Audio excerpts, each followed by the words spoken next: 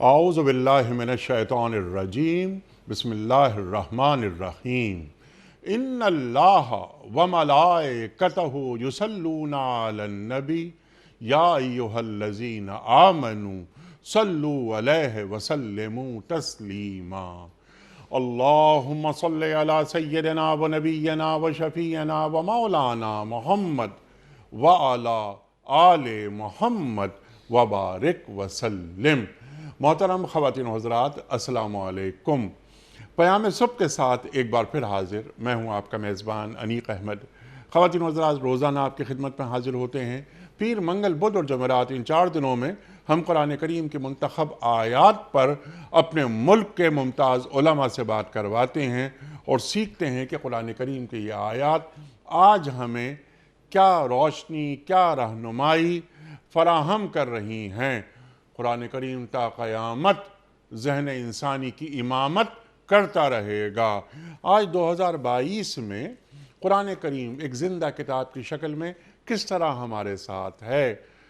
ایک ایک آیت پر ہمارے معزز علماء بات کرتے ہیں، ایک ایک لفظ کو سمجھاتے ہیں، قرآن کریم کی ان آیات کے معنی اور مفاہیم سے ہمیں قریب کر دیتے ہیں۔ خواتین و حضرات، جمعہ اور ہفتہ 2 دن سوال و جواب کے لیے، یہ 2 دن ہم نے اس لیے رکھے ہیں کہ کوئی کنفیوژن کسی کے ذہن میں نہ رہے۔ بڑے مسائل ذہن میں اٹھتے ہیں، ہمارے دین کے پاس ان مسائل کا حل کس طرح ہے، تو ہم اپنے عہد کے ایک جید مفتی صاحب کو زحمت دیتے ہیں، وہ تشریف لاتے ہیں اور آپ کے اور ہمارے پوچھے گئے سوالات کے شافی جوابات قرآن و سنت کی روشنی میں عطا فرماتے ہیں۔ آج کے ہمارے معزز مہمان محترم مفتی منیب الرحمان صاحب۔ خواتین و حضرات، مفتی منیب الرحمان صاحب ہمارے ملک کا ایک معروف، مقبول اور محبوب نام، پیام صبح کا لازمی جز تشریف لاتے ہیں مفتی صاحب، اور ہمیشہ ہم مفتی صاحب سے سیکھتے ہیں۔ لاتعداد کتابوں کے مصنف مفتی منیب الرحمان صاحب کو خوش آمدید کہتے ہوئے پروگرام کا آغاز اللہ تعالیٰ کے بابرکت نام سے۔ سورہ فیل۔ اعوذ باللہ من الشیطان الرجیم، بسم اللہ الرحمن الرحیم۔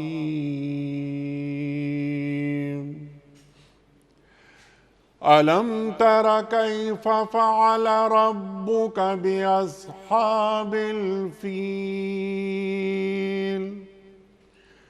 أَلَمْ يَجْعَلْ كَيْدَهُمْ فِي تَضْلِيلٍ وَأَرْسَلَ عَلَيْهِمْ طَيْرًا أَبَابِيلَ تَرْمِيهِمْ بِحِجَارَةٍ مِّن سِجِّيلٍ فَجَعَلَهُمْ كَعَصْفٍ مَّأْكُولٍ صدق اللہ العظیم۔ تم نے دیکھا نہیں کہ تمہارے رب نے ہاتھی والوں کے ساتھ کیا کیا؟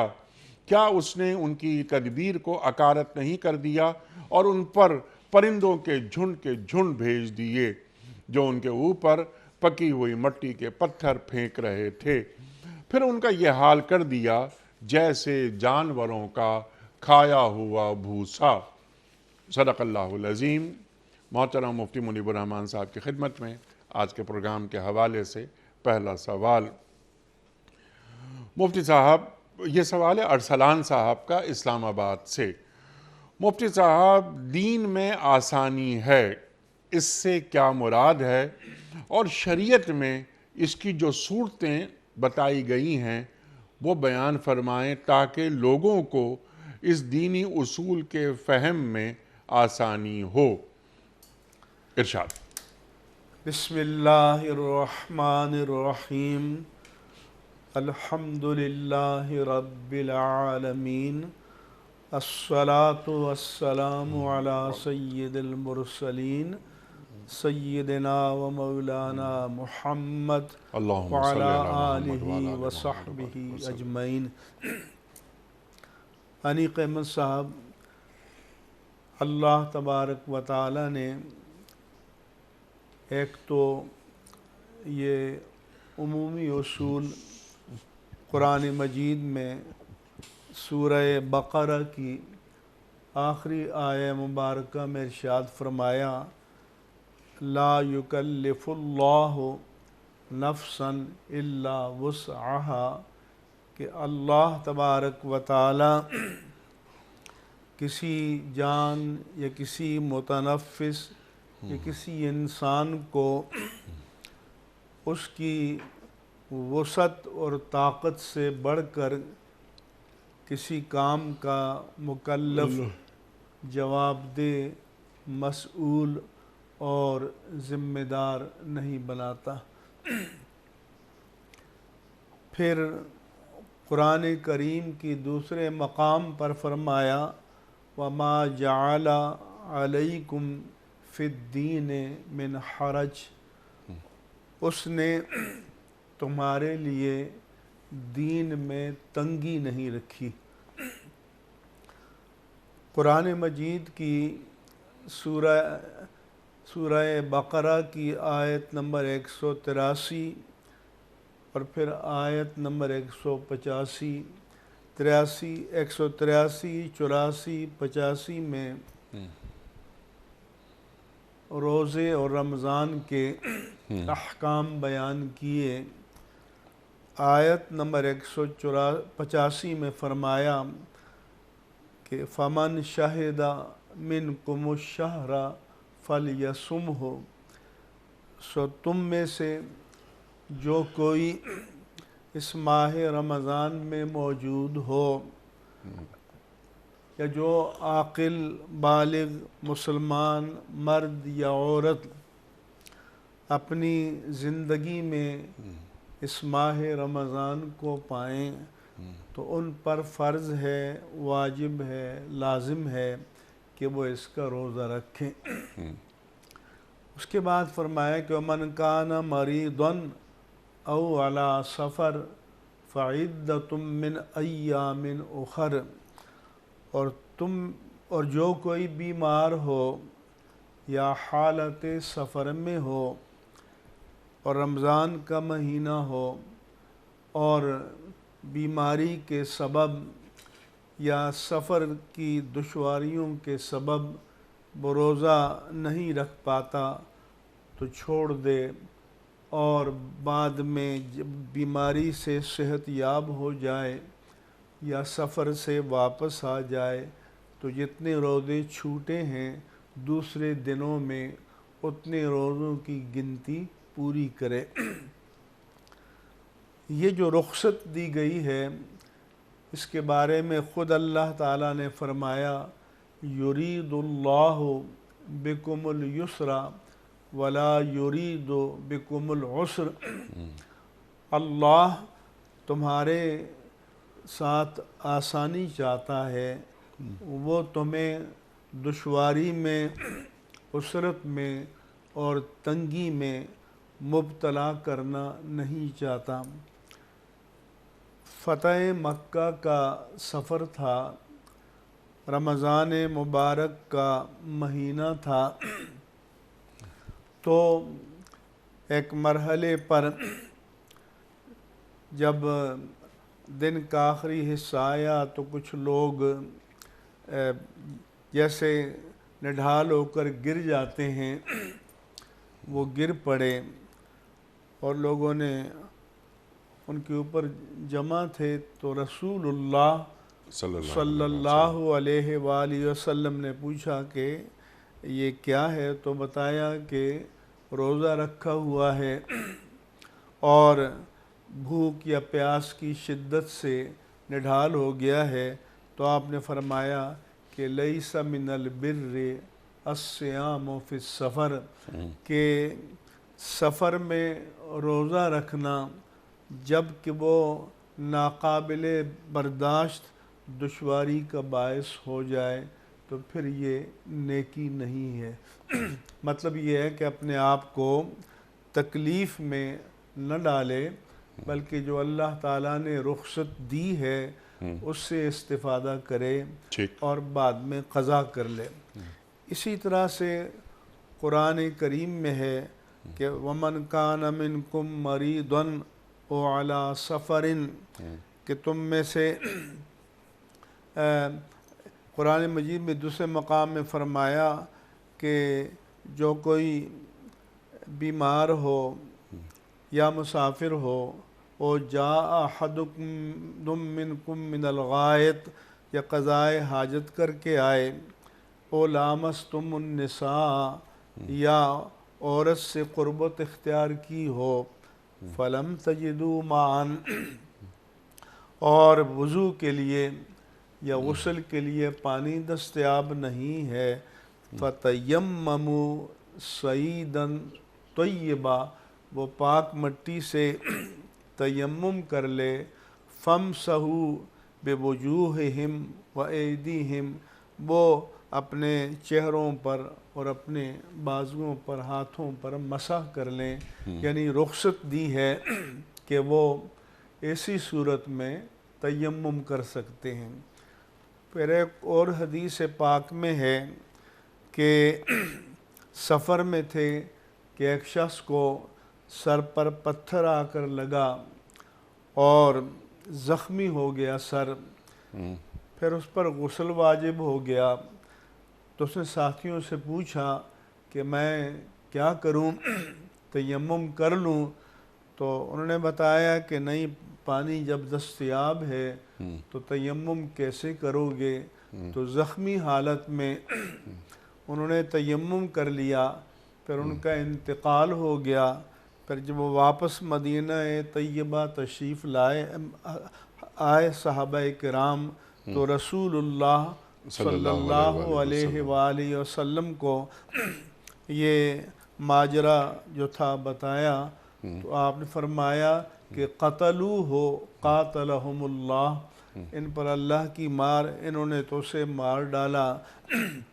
پھر آپ نے فرمایا کہ اللہ سالوہ، اگر مسئلہ معلوم نہیں تھا تو پوچھ کیوں نہ لیا، انما شفاء العی السؤال، کہ جو مسئلے کو سمجھنے سے عاجز ہو تو اس کی شفا اس میں ہے کہ سوال کرے، کیونکہ سوال سے علم کا دروازہ کھلتا ہے۔ وہ اسے چاہیے تھا کہ تیمم کر لیتا۔ اسی طرح سے حدیث پاک میں ہے کہ رسول اللہ صلی اللہ علیہ وآلہ وسلم نے فرمایا کہ اذا صلی احدکم للناس الصلاۃ، کہ جب تم میں سے کوئی لوگوں کو نماز پڑھائے، امامت کرے، تو فلیتجوز، وہ زیادہ طویل قرات نہ کرے بلکہ اختصار سے کام لے، فإن فیکم السقیم والضعیف والکبیر، کہ تم میں سے کوئی بیمار ہوتا ہے، کوئی کمزور ہوتا ہے، کوئی عمر رسیدہ ہوتا ہے۔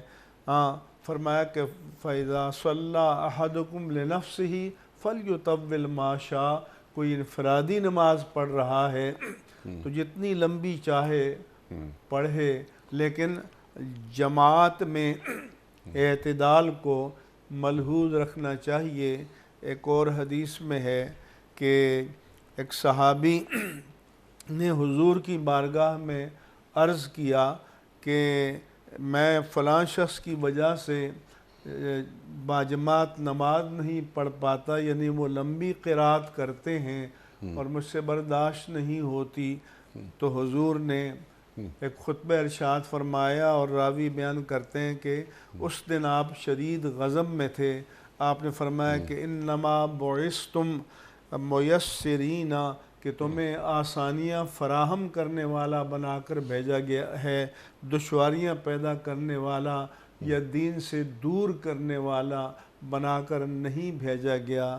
پھر ایک حدیث میں اللہ کے رسول نے فرمایا کہ میں نماز میں ہوتا ہوں، وَأُرِيدُ أَنْ أُطَوِّلَ الصَّلَاةَ، تو میں چاہتا ہوں کہ لمبی نماز پڑھوں، فَأَسْمَعُ صَوْتَ بُكَاءِ صَبِيٍّ، تو میں نماز کے اندر کسی بچے کے رونے کی آواز سنتا ہوں اتجوزو تو میں نماز کو مختصر کر لیتا ہوں کہ لولا ان اشق علی امہ، کہیں ایسا نہ ہو کہ اس کی ماں پر یہ بار گزرے، گران گزرے، یا نماز کے اندر جو اس کی حضوری ہے وہ متاثر ہو جائے۔ اس لیے آپ نے اسی طرح ایک حدیث میں فرمایا کہ تم جب نماز پڑھو تو سورۃ الشمس، سورۃ اللیل، سورۃ الضحیٰ، عشاء میں یہ صورتیں پڑھ لیا کرو، زیادہ طویل صورتیں نہ پڑھ لیا کرو۔ اور جہاں آپ نے یہ فرمایا کہ تم میں کوئی بیمار ہوتا ہے، کوئی ضعیف ہوتا ہے، کوئی عمر رسیدہ ہوتا ہے، تو ایک حدیث میں ایک چیز کا اضافہ ہے کہ وذل حاجہ، کہ کسی کو کام کاج درپیش ہوتا ہے۔ مثال کے طور پر ایئرپورٹ پر نماز کی جگہ ہوتی ہے، کوئی نماز پڑھانے کھڑا ہو گیا، لوگ اقتداء میں آ کر نماز پڑھتے ہیں، لیکن لوگوں کی فلائٹس کی ٹائمنگز بھی ہوتی ہیں، تو نماز متوازن پڑھے۔ اسی طرح سے موٹر وے پر جو سروس سینٹر ہوتے ہیں، وہاں مسجدیں ہوتی ہیں، تو لوگ آتے ہیں جاتے ہیں، اگر کوئی نماز پڑھا رہا ہے تو متوازن پڑھے تاکہ لوگوں کی سواری نہ چھوٹ جائے۔ ریلوے اسٹیشن پر ہے، بازار میں مسجد ہے کہ لوگ آتے جاتے ہیں، نماز پڑھتے ہیں، تو ایسے مواقع پر نماز میں بھی اللہ کے پیارے رسول صلی اللہ علیہ وآلہ وسلم نے اختصار کی تعلیم دی، توازن کی، اعتدال کی تعلیم دی۔ تو اسلام ایک ایسا پیارا دین ہے کہ جس میں یسر ہے۔ آپ نے جب حضرت معاذ ابن جبل اور حضرت ابو موسیٰ اشعری رضی اللہ عنہما کو یمن کا قاضی بنا کر بھیجا تو فرمایا کہ یسرا ولا تعسرا، لوگوں کے لیے آسانیاں پیدا کرنا، دشواریاں نہ پیدا کرنا، بشرا ولا تنفرا، لوگوں کو بشارت دینا، لوگوں کو کے دلوں میں دین سے دوری نہ پیدا کرنا، تتابعا ولا تختلفا، تو باہم اتفاق رائے سے مسائل کو طے کرنا، اختلاف نہ کرنا۔ تو اس لیے یہ اسلام کا ایک مزاج ہے جو فطرت سلیم کے عین مطابق ہے۔ سبحان اللہ، سبحان اللہ، سبحان اللہ، سبحان اللہ۔ بالتفصیل آپ نے ایک ایک گوشہ بالکل واضح کر دیا۔ قرآن کریم کی آیت ہے، یرید اللہ بکم الیسر، اللہ تعالیٰ تمہارے لیے آسانیاں ڈھونڈتا ہے۔ اللہ اکبر۔ اللہ کے رسول صلی اللہ علیہ وآلہ وسلم کا ارشاد کہ الدین یسرن، دین میں آسانیاں ہیں۔ ایک صحابی حضور کی بارگاہ میں آئے کہ عرض کیا کہ میں چاہتا ہوں کہ دائمی روزہ رکھوں۔ جی ہاں۔ آپ نے فرمایا کہ ٹھیک ہے، لیکن اگر ایک دن چھوڑ کر رکھ لو۔ اس نے پھر عرض کی کہ میں چاہتا ہوں کہ دائمی رکھوں۔ آپ نے فرمایا کہ ایام 20 کے روزے رکھ لو، 13، 14، 15۔ جی ہاں۔ اس نے پھر اصرار کیا، حضور نے پھر اجازت دے دی۔ جب عمر ڈھل گئی، ہمت جواب دینے لگی، تو پھر کہنے لگے کہ مجھے اب خیال آتا ہے کہ کاش میں نے اللہ کے پیارے رسول صلی اللہ علیہ وآلہ وسلم کے مشورے کو مانا ہوتا۔ ایک صحابی، ایک حزن نام تھا، حزن کے معنی سخت کے ہیں۔ آپ نے فرمایا کہ تم اپنا نام سہل رکھ لو، جس کے معنی نرمی کے ہیں۔ تو انہوں نے عرض کیا کہ ما انا بمغیر اسمی سمانی ابی، کہ میرے باپ نے جو میرا نام رکھا ہے اب میں اس کو بدلنا نہیں چاہتا۔ تو ان کے پھر پوتے سعید ابن مسیب جلیل القدر تابعی تھے، وہ کہنے لگے کہ اس کا اثر ہے کہ ہمارے خاندان میں مزاج میں سختی چلی آ رہی ہے۔ تو اس لیے یسر اور آسانیاں یہ مزاج ہے، یہ مزاج ہے دین کا ہمارے۔ اچھا مفتی صاحب، ایک سوال آپ کی خدمت میں، وہ سوال یہ ہے کہ قصر جو نماز ہے، یہ بھی اللہ تعالیٰ نے ایک سہولت، آسانی رکھی ہے مسافروں کے ساتھ۔ بعض افراد وہ یہ کرتے ہیں کہ قصر کی نماز نہیں پڑھتے بلکہ وہ پوری نماز ادا کرتے ہیں کہ جناب اب تو وہ سفر رہا نہیں جو پہلے سفر تھا، ہم جہاز میں بیٹھے اڑے اور یہاں پہنچ گئے تو ہم قصر نماز نہیں پڑھ رہے، ہم پوری نماز پڑھیں گے۔ کیا دین اس بات کی اجازت دیتا ہے؟ اللہ نے فرمایا کہ تم حالت سفر میں ہو فلا جناح علیکم ان تقصروا من الصلاۃ، کہ تم پر کوئی حرج نہیں کہ تم نماز میں قصر کر لو۔ ٹھیک۔ اس میں بعض ائمہ کا یہ ہے کہ بھئی یہ اختیاری ہے، لیکن امام اعظم ابو حنیفہ نعمان بن ثابت رضی اللہ تعالی عنہ کہتے ہیں کہ یہ ایجابی ہے کہ جب اللہ نے ہمیں اپنی عبادت میں دین میں رخصت دی ہے تو ہمیں اس کی بے قدری نہیں کرنی چاہیے ٹھیک۔ اور رخصت پر عمل کرنا چاہیے۔ تو فقہ حنفی میں اس رخصت پر عمل کرنا واجب ہے۔ محمد فیضان صاحب ہیں آزاد کشمیر سے، سوال ان کا یہ ہے کہ مفتی صاحب قرآن کریم میں کتنے فرشتوں کے اسماء ہیں؟ قرآن مجید میں فرشتوں کا تذکرہ تو جا بجا آیا ہے۔ ایک جگہ آیا کہ وَإِنَّ عَلَيْكُمْ لَحَافِظِينَ کِرَامًا کاتبین یعلمون ما تفعلون، کہ تم پر محافظ ہیں، نگران ہیں، دو معزز فرشتے لکھنے والے کہ جو تم کرتے ہو وہ جانتے ہیں۔ اسی طرح ایک مقام پر ہے اِذْ يَتَلَقَّى الْمُتَلَقِّيَانِ عَنِ الْيَمِينِ وَعَنِ الشِّمَالِ قَعِيدٌ، کہ جب دو ملنے والے ملیں گے دائیں جانب سے اور بائیں جانب سے بیٹھے ہوں گے، مَا يَلْفِظُ مِنْ قَوْلٍ إِلَّا رَقِيبٌ عَتِيدٌ، کہ جو بھی وہ بولتا ہے ایک مستعد نگہبان فرشتہ اس کا ریکارڈ مرتب کرنے کے لیے تیار رہتا ہے۔ یہاں ان فرشتوں کو کرام کاتبین کے نام سے ذکر کیا گیا ہے۔ اسی طرح سے قرآن کریم میں اللہ نے فرمایا کہ من کان عدوا للہ وملائکتہ ورسلہ وجبریل ومیکال فإن اللہ عدو للکافرین، تو وہاں پر حضرت جبریل و میکائیل علیہ السلام کا نام آیا ہے اور باقی فرشتوں کا اجمالاً ذکر ہوا ہے۔ اسی طرح سے قرآن مجید میں ہے کَلَّا لَئِن لَّمْ يَنْتَهِ لَنَسْفَعًا بِالنَّاصِیَةِ نَاصِیَةٍ خَاطِئَةٍ کاذِبَةٍ، اگر وہ باز نہ آیا تو ہم اس کی پیشانی اس کے بالوں سے اسے پکڑ لیں گے، ایسی پیشانی جو خطا کار ہے، جھوٹی ہے۔ اور پھر فرمایا کہ ہم اس کو اور فرمایا کہ اگر تم باز نہیں آؤ گے تو فَلْيَدْعُ نَادِيَهُ، وہ اپنے ہمدردوں کو بلا لے، سَنَدُ الزَّبَانِیَہ، ہم زبانیہ فرشتے کو بلا لیں گے۔ تو جہنم کے عذاب پر جو فرشتہ مقرر ہے اسے قرآن مجید نے زبانیہ سے تعبیر فرمایا۔ ٹھیک۔ تو اسی طرح سے وَالنَّازِعَاتِ نَزْعًا، کہ جو تیزی سے روح کو قبض کرتے ہیں ان کا نام قرآن مجید میں لیا، اور وَالنَّاشِطَاتِ نشطًا کے نام سے۔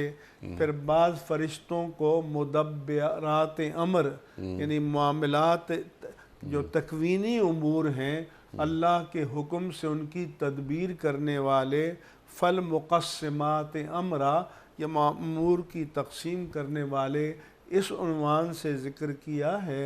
باقی جو فرشتوں کا ذکر ہے وہ اجمالاً ہے، جیسے قرآن کریم میں چند انبیاء کرام علیہم السلام کا ذکر ہے، اور باقی انبیاء کرام و رسول اعظام علیہم الصلاۃ والسلام کا ذکر اجمالاً آیا ہے قرآن کریم میں، سبحان سب کا اللہ، نام بنام نہیں آیا۔ سب کا نام بنام نہیں آیا ہے۔ محمد احسن صاحب کا سوال ہے ملتان سے۔ سوال ان کا یہ ہے کہ مفتی صاحب جنت کے کتنے نام ہیں اور کتنے دروازے ہیں اور جہنم کے کتنے دروازے ہیں؟ جنت کے نام جو آئے ہیں، دار الخلد بھی آیا، دار المقام بھی آیا، دار القرار بھی آیا، اور اسی طرح سے ہاں دار الخلد، دار القرار اور دار السلام یہ جنت کے ناموں میں سے آیا۔ پھر جنات النعیم آیا، جنات الفردوس آیا، جنت المأویٰ آیا۔ تو یہ جو نام ہیں جنت کے یہ تو جاب، اور جنات النعیم بھی آیا، یہ قرآن مجید میں مذکور ہیں۔ اور یہ بھی آیا کہ وہ فی الجنت ثمانیۃ ابواب، حدیث پاک میں کہ جنت میں 8 دروازے ہیں، اور فرمایا کہ ان میں سے 7 تو بند ہیں، سبۃ منہا مغلقہ، اور ایک کھلا ہوا ہے جو باب التوبہ ہے، یعنی جو توبہ کرنا چاہیں ان کی توبہ کو اللہ تبارک و تعالی قبول فرماتا ہے۔ جنت کے دروازوں میں سے کا ذکر جو آیا حدیث میں، تو وہ باب الصلاۃ آیا، باب الصیام جس کو باب الریان بھی کہتے ہیں، اور باب الصدقات آیا، اور باب المتصدقین آیا، باب المتوکلین آیا، باب الصابرین آیا، باب القانتین آیا، باب الخاشعین، اور ایک میں باب المجاہدین بھی ہے۔ تو اس کے معنی یہ نہیں ہے کہ جنت کے اتنے ہی دروازے ہیں، یہ بڑے دروازوں کا نام لیا گیا ہے، جیسا کہ حرم کعبہ جو ہے، اب آج کل جو عمارت ہے حرم کی، تو اس کے بڑے دروازوں میں باب الملک عبدالعزیز ہے، باب الفہد ہے، باب الفتح ہے، باب الصفا ہے، باب العمرہ ہے، لیکن جو چھوٹے دروازے ہیں وہ تو 200 تک پہنچ جاتے ہیں۔ تو جہاں 7 ابواب آیا ہے تو اس سے مراد یہ لیں گے کہ جو بڑے دروازے ہیں وہ ان کی تعداد یہ ہیں۔ پھر یہ بھی فرمایا کہ منہا جزء مقسوم، اور یہ بھی اللہ کی تقدیر میں طے ہے کہ کن دروازوں سے کتنے لوگ جنت کے اندر جائیں گے۔ اچھا، ایک سوال اور ہے ان کا اس کے ساتھ کہ اور جہنم کے کتنے دروازے ہیں؟ جہنم کے ایک تو جہنم ہی ہے، اور اردو میں لوگ جہنم بولتے ہیں نون کی پیش کے ساتھ، لیکن صحیح لفظ جو عربی کا قرآن میں ہے جہنم ہے۔ اسی طرح سے سعیر بھی ہے، سعیر کے معنی آگ کا بھڑک جانا۔ اسی طرح سے لظا بھی ہے، لام اور ضا کے ساتھ۔ اسی طرح سے جہنم کے دروازوں میں سے ایک سقر ہے کہ مجرموں سے پوچھا جائے گا کہ ما سلقکم فی سقر، کون سی بات ہے جو تمہارے جہنم میں داخل ہونے کا باعث بنے گی؟ تو وہ کہیں گے کہ لم نک من المصلین ولم نک نطعم المسکین، ہم نمازیں پڑھنے والے نہیں تھے اور مسکین کو کھانا کھلانے والے نہیں تھے۔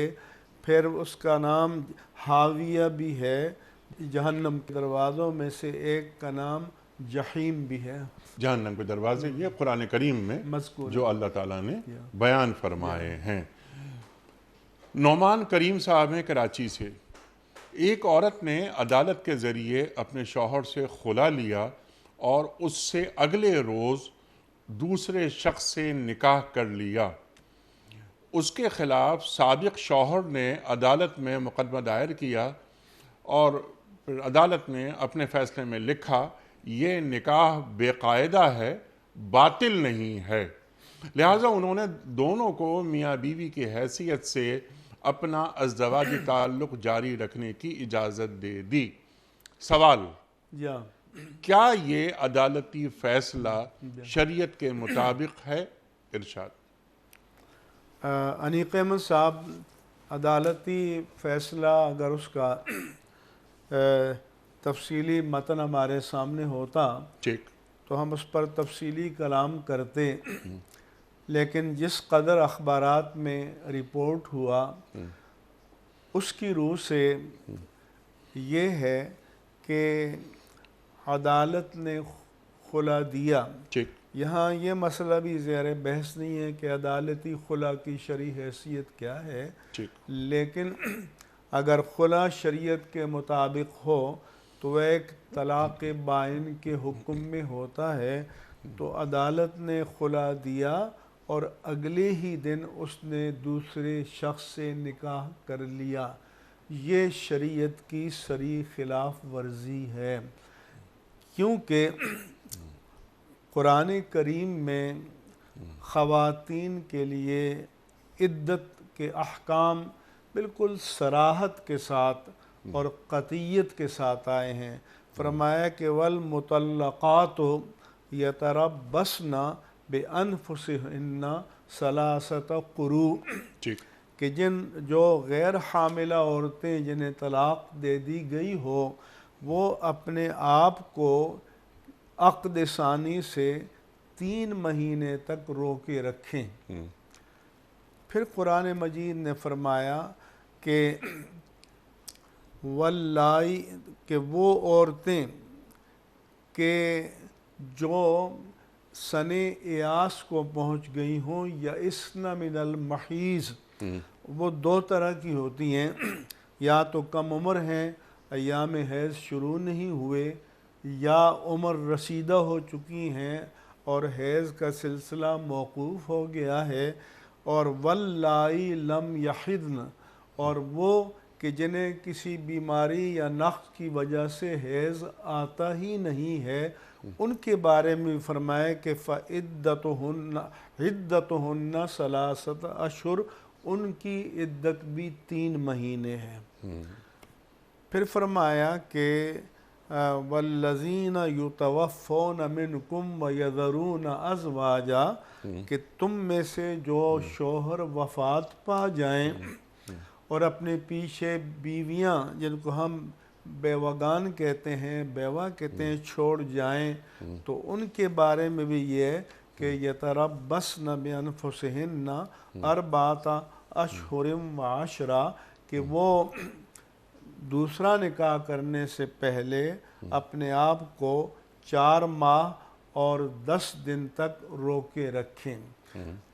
پھر فرمایا کہ وَأُولَاتُ الْأَحْمَالِ أَجَلُهُنَّ أَن يَضَعْنَ حَمْلَهُنَّ، کوئی عورت حاملہ ہے تو اس کی عدت بچہ پیدا ہونے تک ہے، وہ طلاق کے 10 دن بعد پیدا ہو جائے یا طلاق کے 4 یا 6 ماہ بعد پیدا ہو، اس کی عدت بچہ پیدا ہونے تک ہے۔ اور پھر قرآن مجید نے فرمایا کہ وَلَا تَعْزِمُوا عُقْدَةَ النِّکَاحِ حَتَّى بَلَغْنَ أَجَلَهُنَّ، کہ تم کسی بیوہ یا مطلقہ عورت سے نکاح کا عزم نہ کرو تا وقتے کہ اس کی عدت کی مدت پوری ہو جائے۔ لہٰذا عدت کے اندر جو نکاح ہے تو وہ دراصل منعقد ہی نہیں ہوتا۔ لہذا عدالت کی ذمہ داری یہ ہے کہ وہ فوراً تفریق کر دیتی ان دونوں کے درمیان۔ اس میں شوہر کا طلاق دینا بھی ضروری نہیں ہے، کیونکہ جب نکاح منعقد ہی نہیں ہوا تو پھر طلاق بھی نہیں ہے۔ جب عدت گزر جائے تو پھر اس کے بعد وہ عورت نکاح کر سکتی ہے۔ تو اس میں جو صورت مسئلہ بیان کی گئی ہے، آگے مقدمات میں جتنا بھی ٹائم لگ گیا ہو وہ تو الگ ہے، لیکن جو پہلے مرحلے پر اس نے نکاح کیا ہے وہ تو عدالتی جو خلا کا فیصلہ تھا اس کے اگلے دن نکاح کیا ہے ٹھیک تو وہ نکاح جو ہے وہ اس کو کالعدم ہونا چاہیے. ٹھیک اور اگر کوئی جانتے بوجھتے یعنی اس کو اس کی حرمت کا علم ہے اور پھر اس کے باوجود نکاح کرتا ہے تو یہ تو بہت سنگین جرم ہے اور اللہ تعالیٰ کے احکام کی صریح خلاف ورزی ہے. جی اور اس پر ان کو فوراً علیحدگی بھی اختیار کرنی چاہیے اور توبہ بھی کرنی چاہیے اللہ تعالیٰ کی بارگاہ میں. بعض فقہا نے لکھا ہے کہ جانتے بوجھتے کرتے ہیں تو حد بھی نافذ کی جائے گی اور بعض نے کہا کہ حد تو نافذ نہیں ہوگی لیکن جنہوں نے جانتے بوجھتے کیا ہے تو عدالت کو کوئی نہ کوئی تعزیر ان کو دینی چاہیے تاکہ لوگ پھر اس طرح کے شرعی جرائم کی جسارت نہ کریں. یہ عدالت کو یہ کرنا چاہیے لیکن یہاں انہوں نے فرمایا ہے کہ عدالت نے یہ کہا کہ یہ نکاح بے قاعدہ ہے باطل نہیں ہے تو اس فیصلے کی روح سے یہ ہے کہ وہ نکاح کنٹینیو رہے گا جی تو یہ جائز نہیں ہے فیصلہ یہ جائز نہیں ہے. محمد رفیق صاحب ہیں کراچی سے.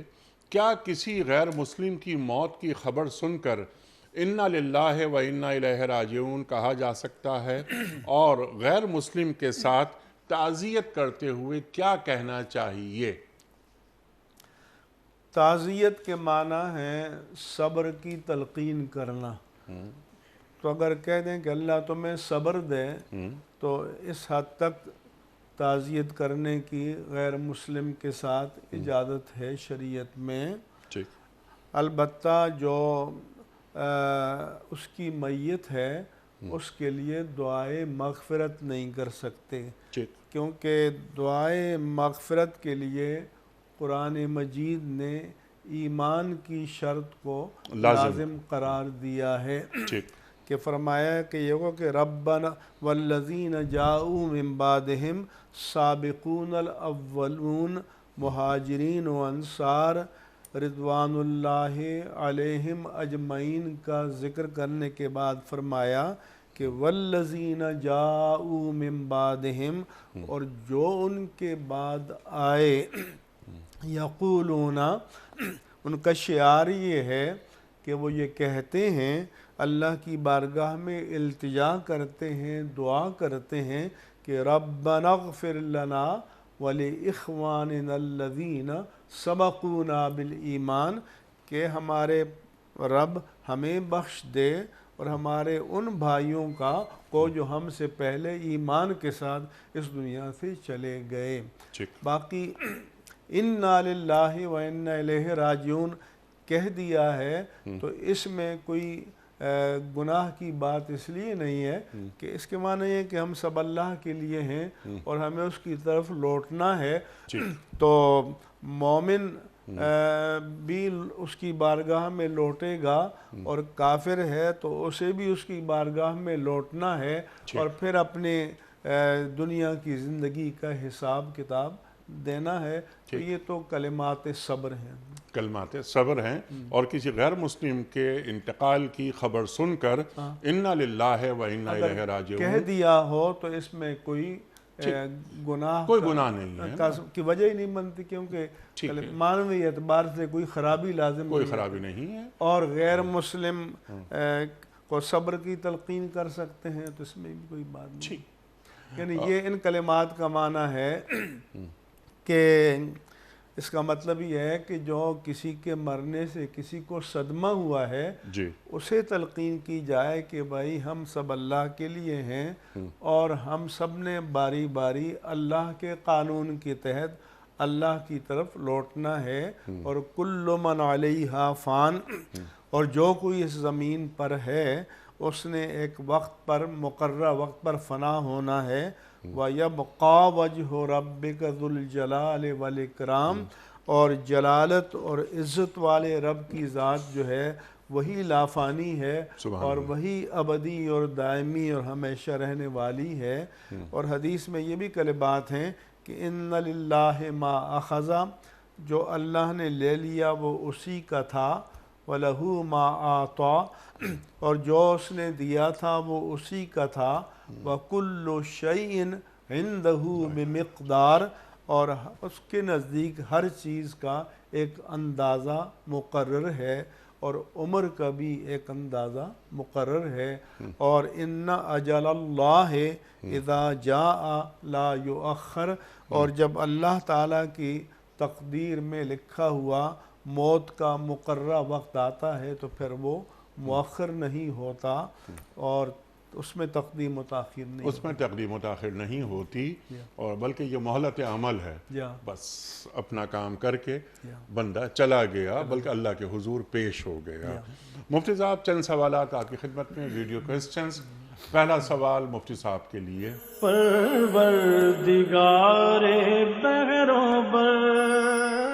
السلام علیکم مفتی صاحب، میرا آپ سے سوال یہ ہے کہ ہمارے دین میں سزا سب کے لیے ایک ہے، جبکہ ہمارے معاشرے میں ایسا ہوتا ہے کہ چھوٹوں کو سزا مل جاتی ہے اور بڑے بچ جاتے ہیں، تو آپ بتائیے کہ اس سلسلے میں یا پھر اس مسئلے میں شریعت کا کیا حکم ہے؟ پروردگار بحروں بر، سوال اچھا بھی ہے، حسب حال بھی ہے۔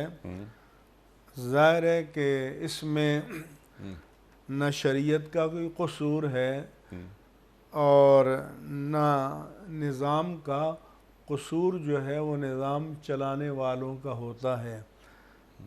مشہور واقعہ ہے عہد رسالت مآب صلی اللہ علیہ وآلہ وسلم کا، کہ بنو خزیمہ کی ایک عورت نے چوری کر لی، تو انہوں نے مشورہ کیا کہ اگر ذرا چوری کا الزام یا تو اعتراف سے اور یا شہادتوں سے ثابت ہوا ہوگا، تو کہا کہ کوئی سفارشی ڈھونڈا جائے جو اللہ کے رسول کی بارگاہ میں سفارش کر لے، اور قطع ید یا ہاتھ کاٹنے کی سزا سے انہیں کوئی چھوٹ مل جائے، کیونکہ اس میں پھر قریش کی ناک کٹ جائے گی، رسوائی ہو جائے گی۔ تو انہوں نے سوچا کہ حضرت اسامہ بن زید رضی اللہ تعالی عنہ یہ حضور کو بہت محبوب تھے، حضرت زید بن حارثہ رضی اللہ عنہ کے صاحبزادے تھے، اور یہ سواری میں حضور کے پیچھے بیٹھتے تھے۔ آتا ہے کہ کان ردیف رسول اللہ صلی اللہ علیہ وآلہ وسلم، اور ان کا لقب تھا حب رسول اللہ، اللہ کے رسول کا محبوب۔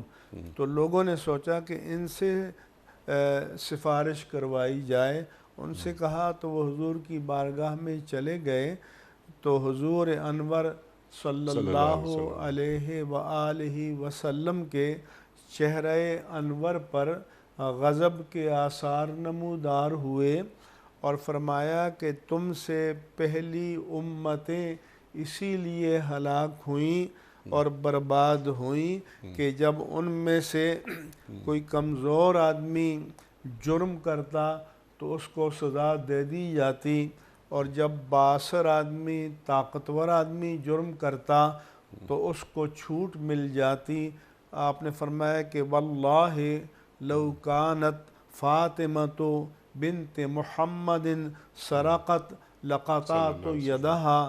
یہ تو ظاہر سی بات ہے کہ حضرت سیدۃ نساء اہل الجنہ، یعنی خواتین جنت کی سردار سیدہ فاطمہ رضی اللہ تعالی عنہا سے تو کسی گناہ کے صدور کا تصور بھی نہیں کیا جا سکتا۔ وہ خواتین جنت کی سردار ہیں، حضور کی نسل کی امین ہیں، دین میں ان کا بڑا مقام ہے، لیکن حضور نے تنبیہ کے طور پر فرمایا کہ اگر بفرض محال میری بیٹی بھی چوری کرتی تو میں اس کا ہاتھ بھی کاٹ دیتا، یعنی اللہ تعالیٰ کے حدود کے نفاذ میں کسی کمزور اور طاقتور، بے اثر اور با اثر میں کوئی فرق نہیں کیا جائے گا۔ اللہ کی شریعت، اللہ کے احکام، اللہ کی حدود اور اللہ کے قوانین کو بلا کم و کاست نافذ کیا جائے گا۔ یہی وجہ ہے کہ جب تک ہم مسلم معاشروں میں اللہ تعالیٰ کے قوانین بلا امتیاز نافذ رہے، وہاں جرائم کی شرح بھی کم رہی، امن بھی رہا، عافیت بھی رہی، سلامتی بھی رہی۔ اور جب حدود الہی اور قوانین الہی کے نفاذ میں امتیاز برتا جانے لگا تو پھر ظاہر ہے کہ معاشرے میں بے امنی اور فساد اور جرائم کی شرح میں اضافہ ہونے لگا۔ یہ تو اللہ کا قانون ہے، جو بندوں کے بنائے ہوئے قوانین ہیں، اگر ان کے نفاذ میں بھی امتیاز برتا جائے گا تو قانون بنانے میں جو معاشرے کی فلاح مقصود ہے وہ کبھی بھی حاصل نہیں ہو سکتی۔ اللہ اکبر۔ یہ دینی تعلیمات ہیں، ہم تک پہنچی۔ یہ فرمائیے کہ جو جج جی جانتے بوجھتے جی ایک مالدار شخص کو تو معاف کر دیتا ہے، اسے جانتے بوجھتے، یعنی ایک خطا نہیں ہو رہی اس سے، اور جبکہ ایک غریب آ گیا ملزم، اس کو اس نے پکڑا، مجرم بنایا، سزا دی، ایسے جج کے تعلق سے دین کیا کہتا ہے؟ یہ تو قرآن مجید نے سورہ مائدہ کی 3 آیتوں میں بتا دیا ہے کہ مَن لَّمْ يَحْكُمْ بِمَا أَنزَلَ اللَّهُ فَأُولَٰئِكَ هُمُ الْكَافِرُونَ۔ دوسری آیت میں فرمایا کہ مَن لَّمْ يَحْكُمْ بِمَا أَنزَلَ اللَّهُ فَأُولَٰئِكَ هُمُ الظَّالِمُونَ۔ تیسری آیت میں فرمایا کہ مَن لَّمْ يَحْكُمْ بِمَا أَنزَلَ اللَّهُ فَأُولَٰئِكَ هُمُ الْفَاسِقُونَ۔ ظاہر ہے کہ ان تینوں آیات کے مخاطبین وہ ہیں کہ جن کے پاس اللہ کے نازل کردہ احکام کے نافذ کرنے کا اختیار بھی ہے اور طاقت بھی ہے، اور وہ ان کو نافذ کر سکتے ہیں۔ تو اگر اللہ کے احکام کو رد کرتے ہوئے عقیدتاً نافذ نہیں کرتے تو اس کو قرآن نے کفر سے تعبیر کیا۔ اگر اللہ کے احکام کے بارے میں ان کو کوئی اہمیت نہیں دیتے اور سرکشی کرتے ہیں تو ظلم سے تعبیر کیا، اور اگر اس حوالے سے کسی بے عملی کا شکار ہیں یا نفسانی کمزوری کا شکار ہیں تو اسے فسق سے اور اللہ کی حکم عدولی سے تعبیر کیا۔ تو قضاء کا منصب تو بہت بڑا منصب ہے، اور اسی لیے اس کے میں یہ رعایت کی گئی ہے کہ ان الحاکم اذا اجتہد فاصاب، کہ حاکم جب اپنی پوری دیانت کے مطابق کسی مقدمے میں حق تک پہنچنے کی اپنی تمام علمی اور فکری قوا کو صرف کرے اور صحیح نتیجے پر پہنچے تو اس کے لیے 2 اجر ہیں، اور اگر اس سے خطا بھی ہو جائے تو تب بھی 1 اجر ہے کہ اس نے اپنی حد تک اپنی پوری علمی، عقلی، فکری طاقت کو استعمال کیا۔ لیکن جو جان بوجھ کر ظلم کرے اور جان بوجھ کر حق تلفی کرے تو حدیث پاک میں رسول اللہ صلی اللہ علیہ وآلہ وسلم نے فرمایا کہ انکم تختصمون الیہ، تم میرے پاس اپنے مقدمات لے کر آتے ہو، لعل احدکم احسن بحجتہ، شاید تم میں سے کوئی بڑا چرب زبان اور حجت باز ہو، اور اس کے دلائل کو سن کر میں اس کے حق میں فیصلہ کر دوں کہ جس کا در حقیقت وہ حقدار نہیں ہے، اور فَأَقْضِي لَهُ بِشَيْءٍ، اس کے حق میں کسی چیز کا فیصلہ کر دوں تو وہ جان لے کہ وہ جہنم کی آگ کا ٹکڑا لے رہا ہے۔ ایک دن اللہ کے سامنے پیش ہونا ہے، اگر یہاں کی عدالت سے وہ بری ہو بھی گیا تو اللہ کے دربار میں کھڑا ہونا ہے۔ اللہ کے رسول کو تو اللہ تعالیٰ حقائق پر مطلع فرما دیتا تھا۔ اللہ یہ تو حضور نے تعلیم امت کے لیے اور امت کے جو قضات اور حاکم جو عدل کے منصب پر فائز ہیں، یہ ان کے لیے بھی اس میں حضور نے وعید بیان کی ہے، اور یہ جو لوگ ناجائز حق لیتے ہیں ان کے لیے بھی ہے۔ اعدلوا هو اقرب للتقوی، عدل کرو یہ تقوی سے قریب تر ہے۔ یہ بھی فرمایا کہ قرآن بھئی جی خواہ اس کی زد تمہاری ذات پر پڑے، تمہارے ماں باپ پر پڑے، تمہارے قرابت داروں پر پڑے، یا تم نے یہ بھی نہیں دیکھنا کہ کون امیر ہے یا کون غریب ہے، تم نے شہادت دینی ہو تو حق پر مبنی اور عدل پر مبنی ہوگی۔ ان اللہ یأمرکم ان تؤدوا الامانات الی اہلہا، بے شک اللہ تمہیں حکم دیتا ہے کہ امانتیں ان کے حقداروں تک پہنچا دو۔ اللہ اکبر۔ اور ان اللہ یامر بالعدل والاحسان وایتاء ذی القربی۔ اللہ اکبر۔ مفتی صاحب وقت مکمل ہوا، آپ کا بے پناہ ممنون، بہت شکر گزار آپ تشریف لائے۔ خواتین و حضرات، وقت یہاں ہمارے آج کے پروگرام کا مکمل ہو گیا۔ بہت ساری باتیں ہیں، سوالات موجود ہیں، کسی اور پروگرام میں انشاءاللہ ہم مفتی صاحب سے سیکھیں گے۔ پیام صبح کا اختتام ہوتا ہے روزانہ ایک قول پر، اور وہ قول ہوتا ہے صاحب نہج البلاغہ امیر المومنین حضرت علی مرتضیٰ کرم اللہ وجہہ کا۔ آپ فرماتے ہیں کہ پرانے دوستوں کی حفاظت انسان کی عظمت ہے، پرانے دوستوں کی حفاظت انسان کی عظمت ہے۔ سبحان اللہ سبحان اللہ۔ اپنے میزبان انیق احمد کو کل تک کے لیے اجازت دیجیے۔ خدا حافظ۔